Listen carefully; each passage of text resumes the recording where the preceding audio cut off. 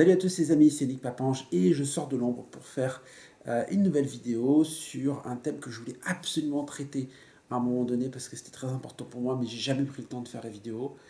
Donc voilà, là j'ai un peu de temps, alors j'en profite. C'est le thème de l'apaisement. L'apaisement, c'est quelque chose que je souhaite à tous, que j'ai réussi à atteindre. C'est un état dans lequel j'ai arrêté de regarder en arrière, j'ai arrêté de vouloir espérer que les choses soient différentes. Euh, Aujourd'hui, j'ai plus envie d'imaginer comment ma vie aurait été si Gabriel était toujours là. Gabriel est mort, je l'ai complètement accepté, ça fait partie de moi, de mon identité de papa. Je suis le papa de deux enfants, dont un enfant mort. Et je vis avec et j'ai appris à vivre avec. Et ma vie a repris son cours. Et je suis vraiment sorti du gros de la souffrance. Et c'est pour ça que je voulais absolument faire cette vidéo, pour donner un message d'espoir aussi à tous ceux qui sont en train de lutter, qui sont dans ces moments hyper difficiles où on a l'impression qu'on ne va pas s'en sortir. On peut s'en sortir. Aujourd'hui, j'ai arrêté de parler de Gabriel avec tristesse, je parle de lui avec beaucoup de fierté, c'est quelque chose que je répète souvent. C'est mon fils, je suis hyper fier de lui, de ce qu'il m'a transmis, je suis capable de parler de toute la force qu'il m'a transférée, de tout ce qu'il m'a appris avec sa courte vie de petit bébé. Et c'est quelque chose d'absolument extraordinaire que j'oublierai jamais.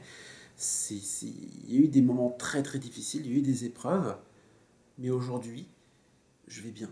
J'ai accepté ce lien qui nous unit, ce lien invisible. Voilà, quoi.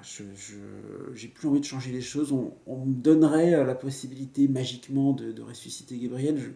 Je ne saurais pas quoi faire. Ce serait tellement bizarre de rechanger encore le cours de ma vie. Je sais pas. Je sais que ça peut en choquer certains de se dire que j'ai plus envie de revenir en arrière. Il y a des gens qui peuvent dire, mais quoi, comment tu peux dire ça de la mort d'un enfant? Bah, c'est aussi l'accomplissement de tout l'effort que j'ai fait pour venir à bout de cette souffrance, de tout ce chemin parcouru depuis 5 ans maintenant. Ce chemin dont je suis extrêmement fier aussi, hein, j'ai envie d'être fier d'avoir réussi à sortir la tête de l'eau. Bah, c'est pour ça, c'est cet effort maintenant qu'il est accompli, c'est bizarre de s'imaginer revenir en arrière et de se dire qu'est-ce que ma vie aurait été si Gabriel était toujours là. Donc c'est pour ça, aujourd'hui, je vais bien et c'est possible d'aller bien après la mort d'un enfant. Quand je dis je vais bien, il y a bien des moments où je suis un peu triste, ça m'arrive d'y repenser, ça m'arrive d'être un petit peu perturbé quand j'entends un autre parent dans la rue appeler son enfant Gabriel, sans se douter de ce que ce prénom évoque pour moi et de toute la connotation qu'il porte. Voilà, mais je leur en veux absolument pas. Et honnêtement, mon quotidien n'est pas perturbé. Je vis normalement, je vais au travail normalement, toutes mes interactions sociales sont normales. Je me suis beaucoup débarrassé des personnes toxiques de mon entourage, donc je suis extrêmement bien entouré aujourd'hui. Et je remercie d'ailleurs tous les amis qui ont été là pour moi, qui sont toujours là à mes côtés, qui sont toujours là pour me faire rire, pour me réconforter.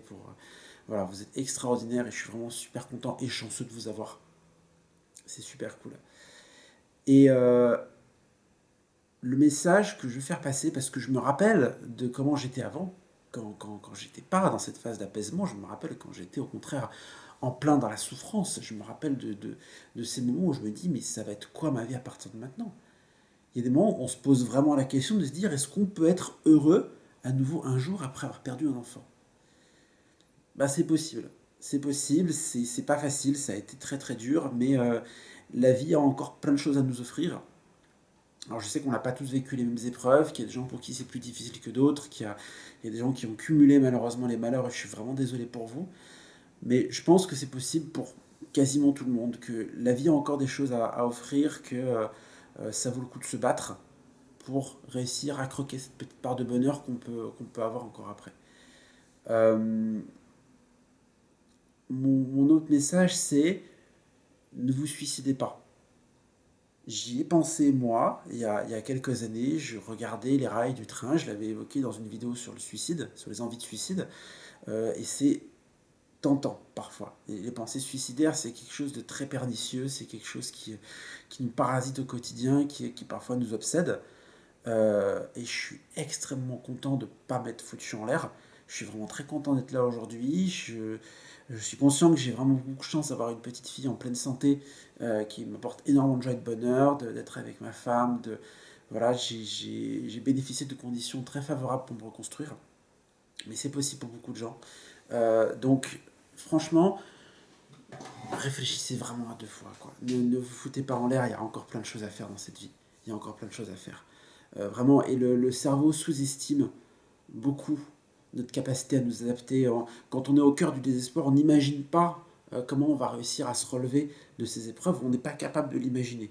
Et on sous-estime notre capacité à dégager une force en nous, à se tirer hors du vide malgré les circonstances. On le sous-estime beaucoup. Il y a vraiment des études en psychologie qui l'ont montré, où on a interrogé des gens qui avaient été victimes je crois, de graves accidents, ou voilà, qui les ont laissés handicapés. On les interroge à plusieurs années d'intervalle pour savoir comment ils anticipent leur avenir. Et ils se trompent systématiquement. Tous les gens interrogés sous-estimaient beaucoup leur bien-être futur. Voilà, ils pensaient tous qu'ils auraient une vie malheureuse et misérable, et en fait, non, pas du tout. Au bout de quelques années, c'est plus comme avant. Voilà, c'est comme moi, ma vie sera jamais comme avant, mais j'ai réussi à trouver un nouvel équilibre, une nouvelle façon de vivre qui me permet d'être heureux. Et je vous souhaite à tous de trouver aussi ce chemin vers l'apaisement, de réussir à vous relever et de continuer à garder espoir, même si vous êtes en plein dans la souffrance. Et vraiment, je peux le comprendre. Je sais à quel point c'est terrible quand on se lève le matin et qu'on a cette boule qui nous serre le ventre, la gorge, le mal de crâne, alors l'envie de pleurer sans y arriver, ou les larmes incontrôlables, ou voilà, cette souffrance déchirante quand on pense à son enfant qui est plus là, c'est quelque chose de terrible. Mais ce ne sera pas là pour toujours. Ce ne sera pas là pour toujours. Il y a un chemin pour sortir de ce labyrinthe. Il y a un chemin, il est long et difficile à trouver, mais vraiment accrochez-vous. Et honnêtement, je ne suis pas le seul dans mon cas. J'ai parlé avec beaucoup d'entre vous via la page Facebook. On a discuté, j'ai écouté vos histoires, vos témoignages. Et il y a beaucoup de gens qui m'ont épaté par leur force. Mais franchement, vous êtes incroyables. Et je suis persuadé que vous avez tous cette force en vous. Il faut la trouver, il faut réussir à la dégager. Mais j'ai eu des parcours extraordinaires de gens qui se sont relevés de situations qui étaient terribles, terribles. Gens des fois qui ont perdu plusieurs enfants aussi. Voilà, j'ai lu des témoignages qui m'ont vraiment beaucoup affecté. Et voilà, et j'ai vu des gens grimper la pente et voilà, et retrouver, et redonner un sens à leur vie. Alors redonner un sens à sa vie, ça peut être avec un nouvel enfant, mais ça peut être avec autre chose aussi. Parce que dans ces témoignages-là, il y a aussi des gens qui n'ont pas souhaité ou pas pu avoir de nouvel enfant après le décès de leur enfant, qui ont trouvé une autre façon de s'investir et de redonner, de retrouver le chemin d'une vie heureuse. Donc c'est quelque chose qui est possible. Et je vais vous garder ce message d'espoir, c'est ça que j'ai envie d'envoyer aussi à travers cette chaîne YouTube et cette page Facebook, quoi. C'est ça, ça a toujours été mon souhait. Si je veux témoigner, c'est pas pour m'exposer ou pour être indiscret sur ma vie perso, c'est pour vous montrer ce qu'il est possible de faire et d'atteindre. Et vraiment, j'ai envie de vous tendre la main autant que je peux, à distance, à travers ces vidéos, à travers les messages qu'on s'échange, pour vous hisser, vous tirer vers le haut sur le chemin que j'ai réussi à trouver. Et voilà, je peux faire mon maximum pour vous montrer la voie vers ce chemin de l'apaisement. Voilà. Si vous vous sentez pas bien, si vous sentez que malgré les années, vous vous en sortez pas, c'est possible. J'ai vu aussi des gens qui, voilà, ça fait 15 ans, 20 ans, la souffrance est toujours là, c'est toujours difficile. N'hésitez pas à chercher de l'aide. N'hésitez pas à chercher de l'aide auprès d'autres parents, auprès de psychologues, auprès de sophrologues, des fois de médiums. Moi, je sais que c'est pas trop mon truc, les médiums, mais je peux comprendre qu'il y a des gens que ça peut apaiser. Et voilà, moi, je personne, même quand c'est des croyances qui sont différentes des miennes. Voilà, allez chercher de l'aide. Il y a plein de gens qui sont là pour vous aider, qui peuvent essayer de vous permettre de comprendre qu'est-ce qui vous bloque dans l'évolution sur ce chemin.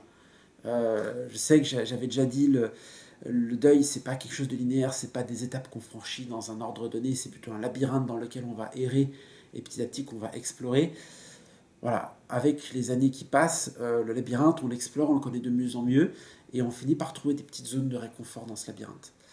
Si avec le temps vous avez du mal à trouver ces zones de réconfort, malgré tout que la souffrance est toujours handicapante au quotidien, allez chercher de l'aide. Ne restez pas dans cet état-là. Essayez de trouver quelqu'un qui vous permettra qui va vous guider, qui va vous prendre par la main. Ça peut être moi aussi. Hein, vous pouvez m'écrire. Je peux essayer de discuter avec vous dans mes maigres compétences pour vous accompagner. Mais voilà, essayez de ne pas rester seul. Et donnez une chance à la vie. Donnez une chance à la vie. Franchement, il y a des choses extraordinaires qui peuvent se passer. Voilà, je suis passé par l'enfer et j'en suis sorti. Et voilà, je vous montrer que c'est possible. Donc, croyez-moi sur parole. Si vous êtes dans le gros de la souffrance, croyez-moi sur parole, on peut s'en sortir. Voilà.